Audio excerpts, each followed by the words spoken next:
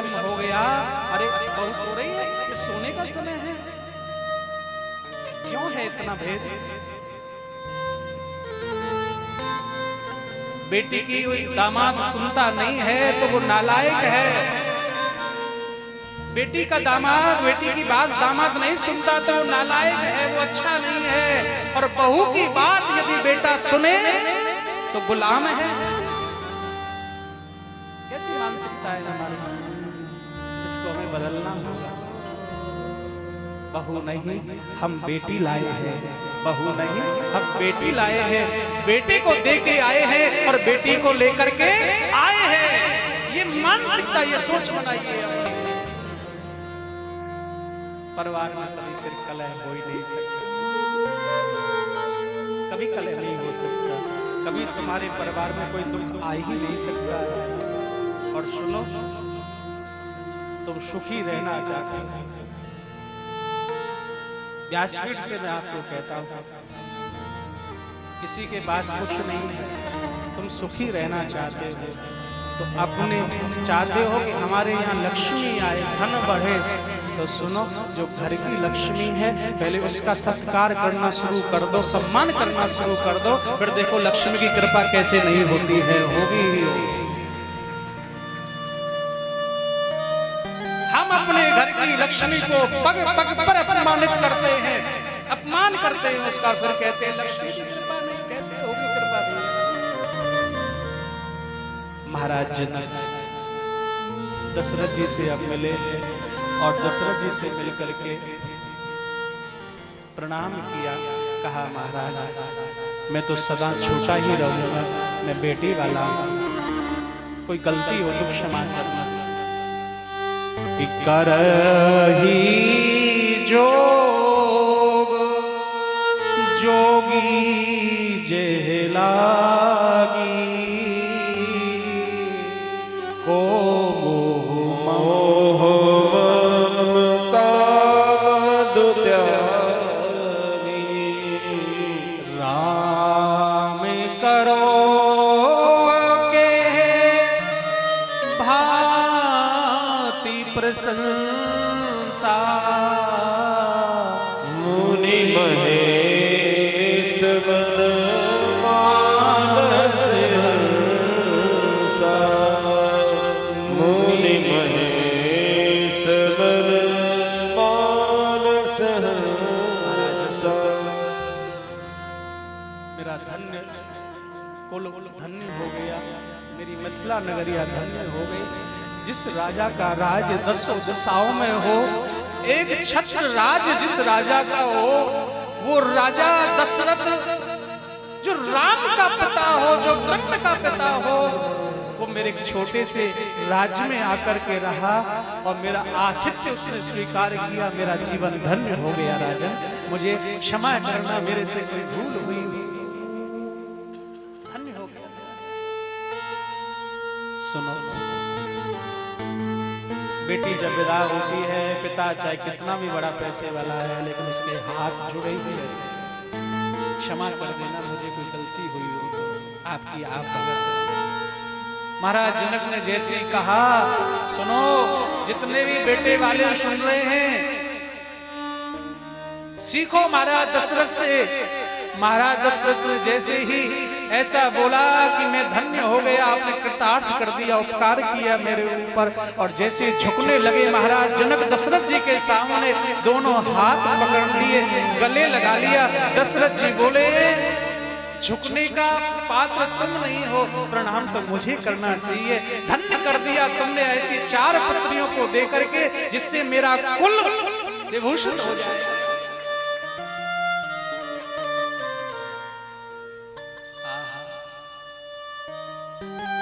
सारी बारात चलने को तैयार है, हाथी घोड़े भैया सजे हैं।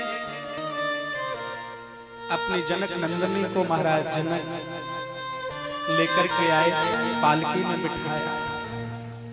जब पालकी में बिठाया, चारों और तीनों पुत्री को बिठाया है पालकी में, और महाराज जनक सुनैना के साथ में पीछे पीछे चले जा रहे हैं। तो यहाँ महाराज गुरुदेव भगवान धीरज बधा रहे हैं, राजन ऐसा मत करो, पिता के पिता बेटी के पीछे नहीं जाता है, पिता बेटी के पीछे नहीं जाता है, ये शुभ संकेत नहीं है राजन। पिता के लिए बहुत मर्यादा बताई है, जब तक बेटी घर पर है तुम बहुत साथ उसका तुमने पा लिया, लेकिन अब ससुराल को चली गई है अपने यहाँ, अब तुम्हारा वहां जाने का कोई अधिकार नहीं है।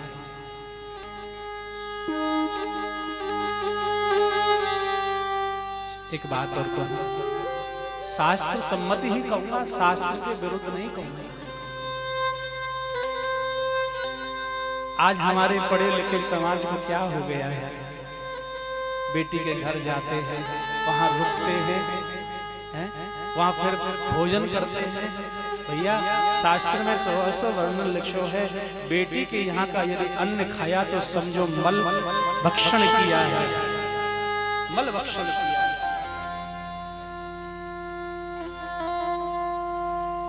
जिसका तुमने दान कर दिया। तुम भागवत में सुनते हो महाराज नरक की कथा, जिन्होंने एक बार दान देकर के उसी वस्तु को दोबारा दान कर दिया तो नरकगामी होना पड़ा। तो आप विचार करके देखिए, जिस बेटी का दान कर दिया, संकल्प कर दिया, और उसके यहाँ जाकर के उस संकल्प में से तुम जब ग्रहण करोगे तो क्या स्वर्ग तुमको मिलेगा, मुक्ति तुमको मिलेगी? अरे नरक की ही प्राप्ति होगी। बेटी के यहाँ जाओ, मिलो बेटी से, कुशल क्षेम पूछो। आज भी मैंने देखा है हमारे जो बुजुर्ग हैं, विशेषकर देखने को मिलता है देहात क्षेत्र में, बेटी के यहाँ कभी जाना भी पड़ता है तो इतनी देर के लिए जाते हैं कि 10-20 मिनट वहां बैठते हैं, कुशल क्षेम पूछते हैं और वापस चले आते हैं। बेटी को समझा करके उससे मिलकर। माता सुनैना ने यहाँ एक बात और अच्छी कही बेटी से, चारों बेटियों से कही कि बेटी, स्त्री का, नारी का जीवन ऐसा है कि बड़े बड़े घूंट इसमें पीने पड़ते हैं दुखों के, लेकिन बेटी अपने मन की बात, अपने परिवार में कभी कलह भी हो जाता है, लेकिन दूसरे से जाकर के मत कहना, कहीं कोने में बैठ करके रो लेना और अपने मन को हल्का कर लेना। छोटी छोटी बातें परिवार में हो जाती है, तकरार हो जाती है। अरे भैया, जहाँ 10 बर्तन रखे हुए हैं तो बर्तन, एक बर्तन तुम उठाओगे तो आवाज होगी होगी। परिवार में 10 सदस्य है तो कभी तकरार भी होती है।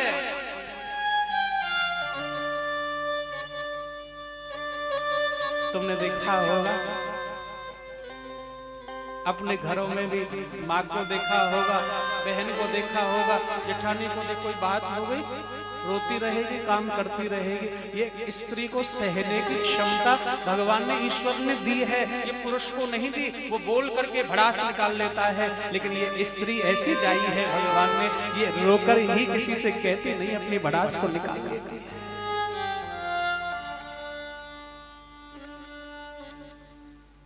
मैथिली शरण गुप्त इस पर बड़ा सुंदर बोलते हैं, लिखते हैं, नारी जीवन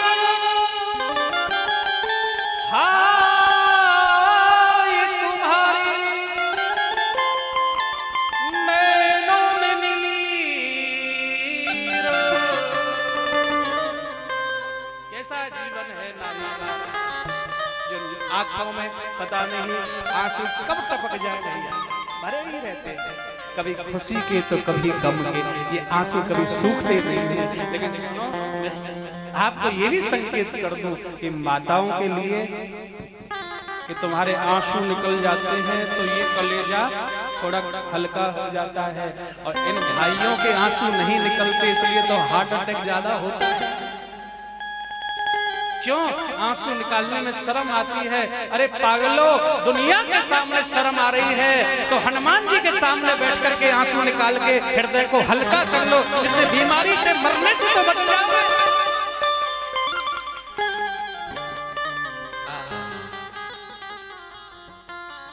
अब आगे बढ़ते हैं क्योंकि पहुंचाना है प्रभु के, समय बहुत हो रहा है। पालकी आगे बढ़ी और यहाँ बड़ा सुंदर लिखते हैं बाबा तुलसी कि बीच बीच में बरबास कर मर लोगन सुख देत, अभद समीप पुनीत दिनों पहुंची आए जने कि बीच बीच बरवास कर मगलोगन सुख दे। बीच बीच में बास किया, विश्राम किया, लोगों का आतिथ्य महाराज दशरथ ने स्वीकार किया और सबको सुख देते हुए, सबको कुछ ना कुछ बांटते हुए महाराज दशरथ आगे बढ़े हैं। और महाराज दशरथ यहाँ अयोध्या नगरी में प्रवेश किया है। अयोध्या में प्रवेश, गुरु वशिष्ठ जी महाराज ने समाचार महलों में भिजवाया। तीनों रानियां कौशल्या, सुमित्रा, कैकेयी आरती का थाल लेकर के आई। आगे आगे कौशल्या मैया है। तो जो द्वार पर जो चबूतरा है वहां खड़ी हो गई। और जब चारों बहुएं उतरी भैया, चारों बेटे उतरे, सबकी आरती उतारी। आरती उतार करके और अंदर ले गई है।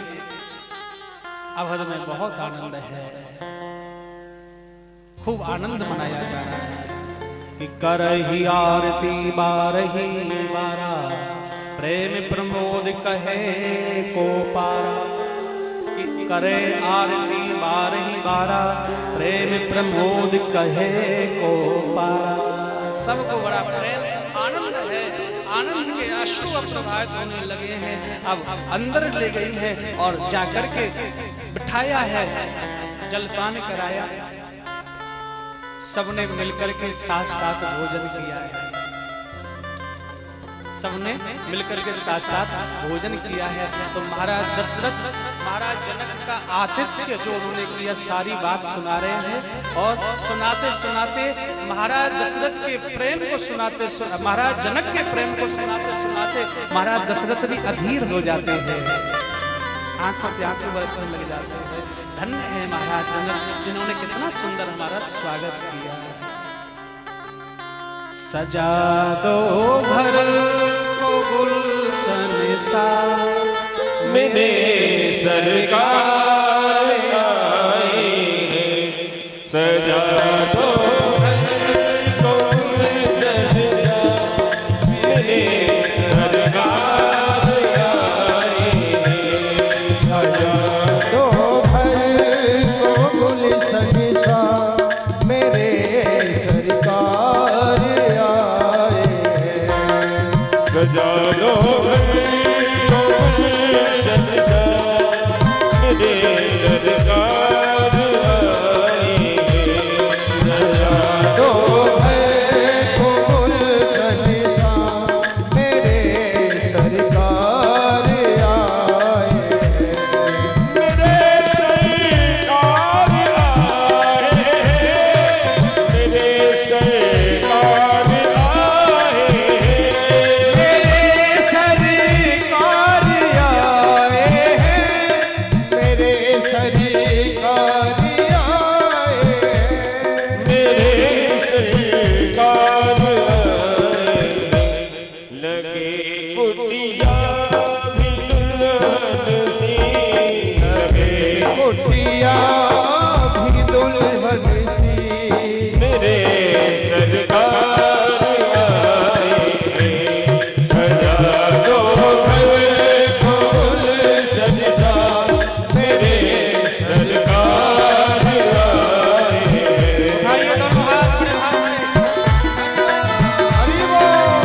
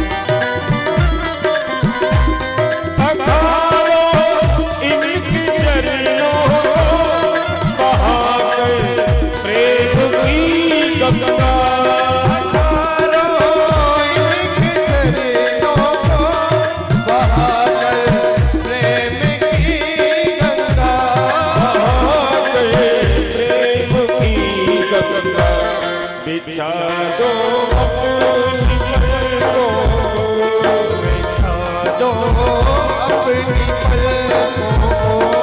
अवध में राम आए हैं, सजा दो मन को बोले सजसा, अवध में राम आए हैं, सजा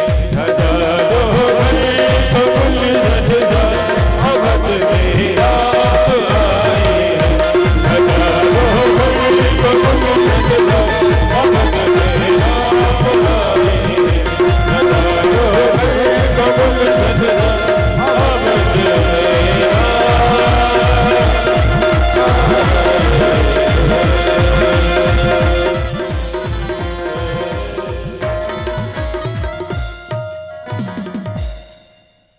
सजा दो घर अवध मेरा अवध में राम आए हैं, अवध में राम आए हैं, अवध में राम आए हैं, अवध में सिया राम आए हैं, सजा दो घर को गुलशन सा, अवध में राम आए हैं। एक बार प्रेम से बोलो जय श्री राम। आपको पता है, सब जानते हो, जो राम का नहीं वो काम का नहीं। तो जोर से बोलो जय श्री राम। जय जो राम का वही काम का, जो राम का वही हमारे काम का। तो राम जी विवाह के बाद आए, बड़ी प्रसन्नता है। कंगन खोलने की रस्म हुई है। महाराज दशरथ ने कहा, कौशल्या चारों पुत्रियों को विश्राम कराओ, ये थक गई होंगी, बहुत थकान हो गई इनको। यहाँ महाराज दशरथ ने कौशल्या माँ से एक बात कही, कौशल्या एक बात जरूर ध्यान रखना, इन चारों का ख्याल तुमको ऐसे रखना है जैसे पलकें पुतलियों का रखती है। आंखों की हमारी पलक पुतलियों का ख्याल रखती है, वैसे इन चारों पुत्रियों का ख्याल रखना, इसमें कभी भूल ना हो जाए।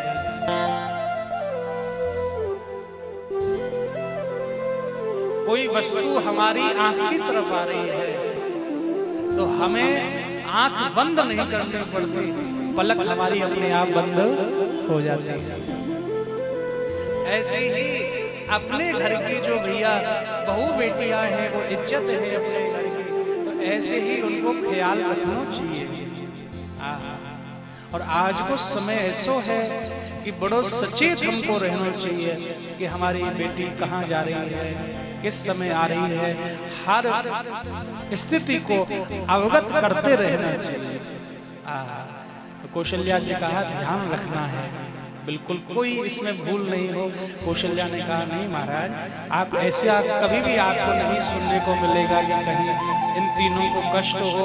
इन तीनों को कष्ट होने से पहले मैं कष्ट सहन करूंगा। तीनों को विश्राम, चारों को विश्राम कराया गया और इसके बाद में माँ कौशल्या राम जी के कक्ष में गई है। राम जी के, रघुनाथ जी के कक्ष में गई, माँ सिरहाने जाकर के बैठ गई और रघुनाथ जी के सिर पर हाथ रख करके और ऐसे बालों को सहलाने लगी और पूछने लगी, राम मैं तुझसे कुछ पूछना चाहता हूँ। राम बोले हाँ माँ पूछ। कि मार्ग जात भयाबन भारी, कह विधितात ताड़का मारे, कह विधितात ताड़का मारे। राम तुमको विश्वामित्र लेकर के गया, मार्ग बड़ा भयानक था, तुमको भय तो नहीं लगा, डर तो नहीं लगा? और मैंने सुना तुमने एक ही बाण में ताड़का को मार दिया था, कैसे मारा थोड़ा मुझे भी बताओ। क्योंकि कौशल्या ने पूछना चाह रही हैं, जो संशय दूर करना चाह रही है अपने मन का, कि ये काम बगैर ब्रह्म के हो ही नहीं सकता है। क्योंकि जब धनुष जी के मुख के द्वारा सुना कि राम जी ने धनुष के को जब भंग किया, तो वहां हम पहुंचे तो कितनी कीर्ति अपने पुत्र की सुनी। तो इतनी कीर्ति माँ ने सोचा, माँ विचार कर रही है, इतनी कीर्ति मेरे पुत्र की नहीं हो सकती है, इतनी कीर्ति तो साक्षात ब्रह्म की ही हो सकती है, परमात्मा की हो सकती है। लेकिन माँ तो माँ होती है। माँ ने सोचा अब राम थका हुआ है, प्रभु कुछ नहीं बोले।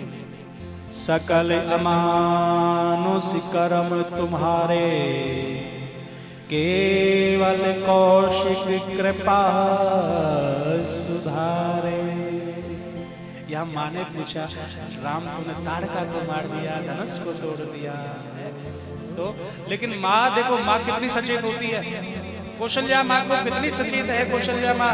एक और तो पुत्र की बड़ाई गाई, लेकिन तुरंत फिर क्या कहती है, बाबा तुलसी लिखते हैं, केवल कौशिक कृपा सुधारे। हाँ बेटा, तुमने ताड़का को मारा, धनुष को भंग किया, सब राजाओं को मोह को भंग किया है, लेकिन बेटा इसमें मैं तो यही मानती हूँ कि इसमें कौशिक कृपा, विश्वामित्र जी की कृपा रही है। उनकी कृपा के बगैर तुम कुछ नहीं कर सकते। कभी बच्चों को ज्यादा चढ़ाना नहीं चाहिए, कभी ज्यादा प्रशंसा नहीं करनी चाहिए। सचेत रहो। यहाँ भी बच्चे के मुंह पर प्रशंसा करोगे तो वो तुम्हारे हाथ से निकल जाएगा। 13 वर्ष हो गए हमको कथा गाते गाते, ठाकुर जी की कथा गाते गाते। हम क्या वही गा रहे हैं, लेकिन सुनो, हमारे पिताजी ये तो है कि कहते हैं हाँ करिए प्रोग्राम जी, पर आते हैं अच्छा आराम से करना, लेकिन कभी अच्छा दूसरों से कहते हैं कि हमारे सुपुत्र अच्छी कथा करते हैं, बड़ा नाम हमारे, लेकिन हमसे कभी ये नहीं कहते कि अच्छी करके, क्योंकि सुनते रहते हैं। हम जो गा रहे हैं उसको सुनेंगे जरूर, चाहे वो 2 घंटे सुने चाहे 1 घंटे सुने, पर ये कहेंगे अच्छा उस दिन की कथा में यहाँ थोड़ी कमी रही थी। माता पिता कमी बताएं तो समझ लेना कि उनका प्रेम है तुमसे, क्योंकि कमी वही बताता है जो सच्चा प्रेम करता है। और इस संसार में भैया माँ बाप से बढ़कर के कौन प्रेम कर सकता है। लेकिन हमारे जो आज के बच्चे हैं वो तो ना, मेरे सामने उसके सामने तो कुछ नहीं है, मैं तो उससे ही करूंगी, उसके साथ जाऊंगी, उससे शादी करूंगी। ये नकली प्रेम है। भगवान के दर्शन करने हैं तो भगवान साक्षात रूप में दर्शन यदि दिए हुए हैं तो माता पिता के रूप में है। और सच्चा प्रेम भी यदि कोई कर रहा है संसार में और कर सकता है तो माता पिता ही कर सकते हैं। इसलिए यहाँ बिल्कुल सचेत रहो, कभी भी पुत्र की ज्यादा प्रशंसा मत करो, नहीं तो समझ लेना जिस दिन तुमने अपने बच्चों की प्रशंसा करना प्रारंभ कर दी, उसी दिन से तुम्हारे बच्चों का पतन प्रारंभ हो जाएगा। तो माँ ने कितनी सुंदर बात कही है, सकल अमानुष कर्म तुम्हारे, केवल कौशिक कृपा सुधारे, केवल कौशिक कृपा सुधारे। माँ कहती है ठीक है तुमने ऐसा किया, लेकिन ये सब विश्वामित्र की कृपा है, विश्वामित्र जी की कृपा है। तो विश्राम किया और बाबा तुलसी कहते हैं कि कीन सोच सब सहज सुच, सरित पुनीत नहाय, प्रातिक्रिया कर जात पह, आए चारों भाई। स्नान आदि करने के बाद में चारों भैया आए हैं, प्रणाम किया माता पिता गुरुजनों को, और यहाँ पर भैया बालकांड प्रारंभ विश्राम लेता है और यहाँ से फिर अयोध्या कांड प्रारंभ हो जाता है। प्रेम से बोलो जय श्री राम। प्रभु की कृपा तो देखो, अब कथा तो अथा है, अब लेकिन प्रयास कर रहे हैं कि ज्यादा नहीं, धीरे धीरे धीरे धीरे कथा को विश्राम तक ले जाना है, नहीं तो भैया 9 दिन बालकांड में पूरे हो जाए। तो यहाँ से अयोध्या कांड प्रारंभ हुआ है। और जैसे अयोध्या कांड प्रारंभ हुआ तो बाबा तुलसी ने सबसे पहले भगवान महादेव की वंदना गाई है। यहाँ महादेव को वंदन करके आगे बढ़े। क्यों महादेव की वंदना क्यों गाई है? क्योंकि गृहस्थ आश्रम में अब यहाँ राम जी प्रवेश कर गए हैं। गृहस्थ में जब प्रवेश किए हो तो भगवान शिव विश्वास स्वरूप है। भगवान शिव विश्वास स्वरूप है और माँ जगत जननी श्रद्धा है। गृहस्थ आश्रम में पत्नी श्रद्धा है तो पति विश्वास है। पत्नी को पति पर विश्वास रखना चाहिए और पति को पत्नी में श्रद्धा रखनी चाहिए। तो गृहस्थ आश्रम अच्छे ढंग से, लेकिन पत्नी अच्छा आप 7 बजे आते थे, आज 7:30 क्यों आए? कहाँ बैठे थे? अच्छा ये फोन किससे बात हो रही है? कौन है ये फोन पर बात कर रहा है? अच्छा कोई लड़की तो नहीं है, है? मुझसे जा अच्छा हमारे लिए तो समय ही नहीं है, दुनिया के लिए समय है। पत्नी के 2-4 शब्द तो रटे हुए हैं। एक तो यही है, हमारे लिए तो समय नहीं, दुनिया के लिए समय, हमारे लिए समय। प्रेम से बोलो जय श्री राम। यस्यांके च विभाति भूधर सुता देवापगा मस्तके भाले बाल विधुर्गले च गरलम यशोरसिया सोहम विभूति भूषण सुरवरा सर्वाधिप सर्वदा सर्वा सर्वगता शिवा ससविधि श्री शंकर भगवान महादेव को वंदन किया है। अयोध्या कांड प्रारंभ करने से बाबा तुलसी ने सबसे पहले भगवान महादेव को वंदन किया। भगवान महादेव गृहस्थ आश्रम में तुम प्रवेश किए हो। भगवान महादेव जटाजूट बांधे हुए हैं, जटाओं को बांध कर रखते हैं। जीवन में बहुत परिस्थितियां होती हैं, लेकिन धीरे धीरे धीरे सबको सुलझाते जाओ और कुछ को बांधते जाओ और कुछ को सुलझाते हुए आगे बढ़ना है। भगवान महादेव मस्तक पर गंगा जी को विराजमान करते हैं, तो गंगा का शीतल गंगा शीतल होती है, तो हमेशा मस्तक को शीतल रखो, ठंडा रखो, दिमाग को ठंडा रखो, कभी गर्म मत होने दो ज्यादा। गृहस्थ आश्रम को यदि प्रेम से चलाना चाहते हो तो हमेशा हंसते रहो और हंसाते रहो। कुछ लोगों को तो मैंने देखा हर समय ऐसे समझो खोपड़ी फूटी रहती है, पता नहीं क्या चला गया। अरे हंसने में तो कुछ नहीं जा रहा है, पैसे नहीं लग रहे, हंस लो। हम तो हर समय हंसते ही रहते, जो होगा सो देखा जाए। एक सज्जन आए, महाराज बड़े मोटे हो रहे हो, बहुत माल खाते होंगे। हाँ बहुत माल खाते हो। और क्या खाते हो? अच्छा बादाम भी रख रखे हैं, काजू भी रखे हैं। मैं भैया हमने अपने लिए नहीं तुम्हारे लिए रख रहे हैं। भक्तों ने लाकर के प्रथम दिन रख दिए, कोई आता है उसको 4 बादाम दे देते, वो प्रसन्न हो जाता है। उसकी प्रसन्नता में ही हमारी प्रसन्नता है। वो खा लेता है, वो खाता है, उसकी शक्ति हमको मिल जाती है। अच्छा फल फ्रूट बहुत खाते होंगे? हाँ बहुत रखे। और कितने खाते हो?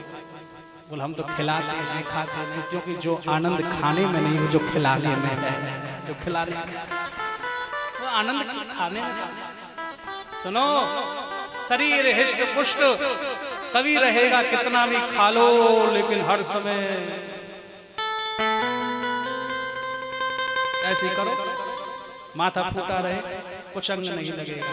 कुछ भी खाओ, प्रेम से खाओ, हंसते रहो और हंसाते रहो दुनिया को। इसलिए तो संसार में आए हैं, इसलिए संसार में आए।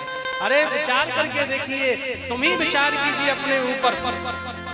जो फूल खिला हुआ है तुम्हें प्यारा लगता है, तुम अपने पास उसे रखते हो, लेकिन जो फूल मुरझा जाता है कभी कोई उसको पास नहीं रखता है। तो यही आप सोच करके देखो, मुरझाए रखोगे तो कौन पास रखेगा। इसलिए हमेशा खिले रहो और दुनिया को खिलाते रहो।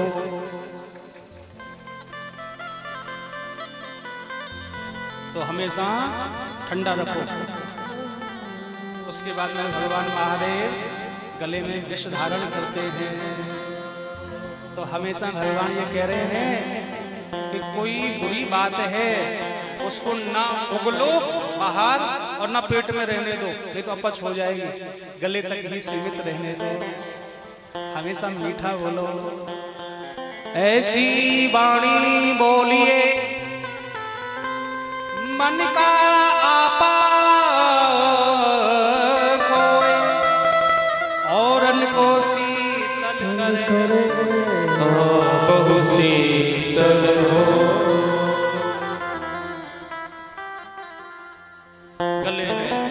केसर की माला तन पर वस्त्र,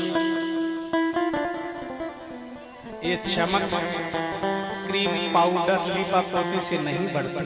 हाँ, कितनी भी कर ली उससे नहीं बढ़ेगी। चमक बढ़ती है तो प्रभु कृपा से बढ़ती है, भजन से बढ़ती है। भजन करो भगवान का। इस चमक से तुम दुनिया को रिझा सकते हो, लेकिन प्रभु कृपा से जो चमक बने उससे तुम प्रभु को भी रिझा लोगे, ठाकुर जी को भी रिझा लोगे, गोविंद को भी रिझा लोगे। लेकिन चमक किससे बढ़ती है? भजन से बढ़ती है। बाकी तो दुनिया के जो क्रीम पाउडर बने हैं, भीगे जैसे ही भीगे सब खत्म, चमक गायब। लेकिन भजन की चमक कभी गायब नहीं होती है। अब जैसे बरसात हो रही है ना 3-4 दिन से, तो शादी भी कुछ लोगों की चल रही है। हाँ? आजकल बहुत ज्यादा सजावट होती है, तो किसी की शादी हुई, अब शादी हुई तो अब बच्चे आजकल का, पहले जैसे बैलगाड़ियों में जाते ना, तो ऐसे आजकल के बच्चे बड़े मॉडर्न हो गए, खुली गाड़ी करते हैं अपने लिए, खुली गाड़ी में जाएंगे। जिप्सी चाहिए, वो कौन सी चल रही है जिप्सी? वो खुली चल रही है। हाँ, ऐसी जिप्सी चाहिए, उसमें बैठ के जाएंगे। तो जैसे जा रहे थे तो बरसात हो रही, स्टेज पर दोनों मिले, एक दूसरे को देख के बड़े प्रसन्न भये। दूल्हा सोच रहा है दुल्हन बहुत सुंदर है, बहुत गोरी है। दुल्हन भी कह रही हाँ दूल्हा बहुत मन है, लेकिन यूं ना तो भीतर को राज का है। अब बरसात हो रही, खुले वाहन में जा रहे थे घर, तो बरसात जोर जोर से हुई, इतनी जोर से हुई कि जितनी लिपा पोती थी तब धुल गई। अब दोनों ने अपने रुमाल लेकर के मुंह पोंछा और एक दूसरे को देखने लगे। बोल तुम कौन? बोल तुम कौन? एक दूसरे को पहचान में नहीं पाए। लेकिन ये चमक ऐसी है, ये कभी धुलती नहीं है। ये तो रंग चढ़ता है, ये रंग चढ़ता है। मुझे चढ़ गया राधा रंग,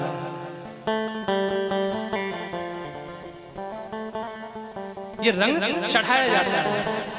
मुझे चढ़ गया राधा रंग, रंग मुझे चढ़ गया राधा रंग। हो मुझे चढ़ गया राधा रंग, रंग मुझे चढ़ गया राधा रंग।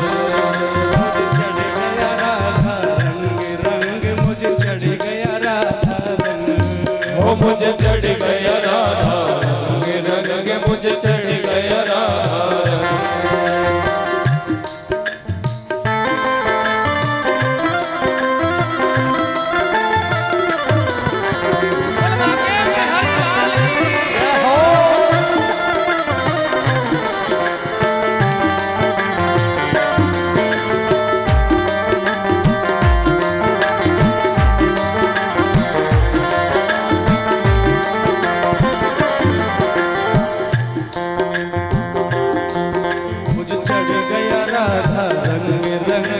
चढ़ गया राधा रंग।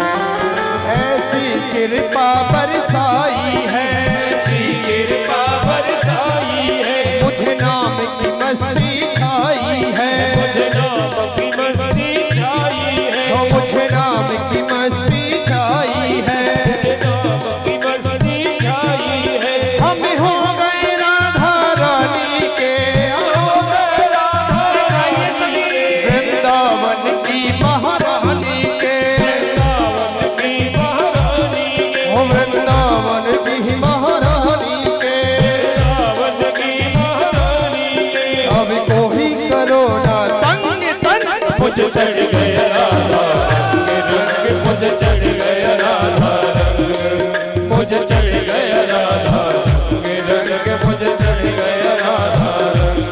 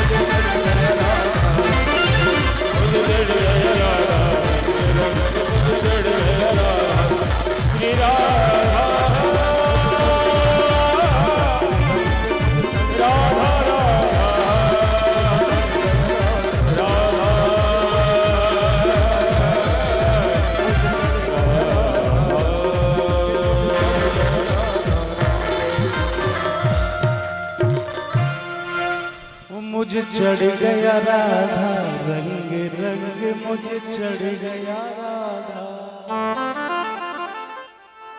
हम हो गए राधा रानी के वृंदावन की महारानी के। हम हो गए राधा रानी के वृंदावन की महारानी के। अब कोई नहीं करो तंग, मुझे चढ़ गया राधा, रंग रंग मुझे चढ़ गया राधा। प्रेम से बोलो राधे राधे जय श्री राम जय श्री राम। तो भैया ये रंग जब चढ़ता है तो चमक अपने आप बढ़ जाती है। अच्छा देखो एक और बात नहीं जोड़े, हमारी अवस्था तो छोटी है लेकिन हमारे पवन जी जो हनुमान जी की सेवा में रहे, तो देखो कम से कम 45 से तो ऊपर ही प्लस में वो चल रहे होंगे। अच्छा 60 प्लस कुछ कम बढ़ते, लेकिन देखो हंसते रहते हैं हर समय, हंसते रहते हैं। अब उनकी हंसी का राज क्या है? लोग कहते हैं पता नहीं इसकी हंसी की राज क्या है। तो मैं बताऊं क्या राज है? उनकी हंसी का राज है आपकी हंसी। आप हंसते रहे वो हंसते रहे। अब वैसे तो आप लोग बहुत बड़े हो गए हो, बहुत कम आ रहे हो निकल करके। कुछ ठाकुर जी की राम जी की ऐसी इच्छा था, आज जा करके थोड़ा लगा है कथा हो रही है। लेकिन सुनो, ये तुम्हारी हंसी भी बनी रहे और आपको देख करके उनकी भी हंसी बनी रहे। तो जैसे हर वर्ष सहयोग करते हो, 2 दिन बचे हैं, तन का और मन का धन का पूरा सहयोग कर दो और इस यज्ञ को सफल बना दो। प्रेम से बोलो जय श्री राम। अभी आपको पता है हनुमान जन्मोत्सव के उपलक्ष्य में, महाराज हनुमान जी के जन्मदिन के उपलक्ष्य में विशाल भंडारा भी होता है। और आपको पता है ऐसे भंडारा होए कि रेवाड़ी में कहीं ना हो इतना बड़ो दार चूरमा को, और दार चूरमा खावे कोई सूरमा। तो भैया अब 2 दिन कल से बचे हैं, कल और परसों भंडारे में हम तो ठाकुर जी की कृपा से रुक नहीं पाएंगे, लेकिन आप सब तो रहोगे। तो कल से अपनी तन की भी सेवा पूरी देनी है, हाजिरी देनी है, मन की भी देनी है। और मैं तो कहूँ ये गिरवर भारो है, एक भी उठाए से नहीं उठे हैं। और सुनो, अब तो 2 वर्ष से ऐसा हो गया है, प्राचीन संकट मोचन हनुमान मंदिर में कथा होती है। सुनो, आप ये समझ रहे हो कि हम करने आते हैं कि पवन जी हमको बुलाते हैं? भैया ये 2 वर्ष से जब जब कथा होती है हनुमान जी की इच्छा से ही होती है। कोई ये नहीं निश्चित होता कितने आएंगे, कौन कौन महाराज जी आएगा, कोई पता नहीं। आज तक ये उनको ये नहीं पता कि कितने लोग आए हुए, पर हमारा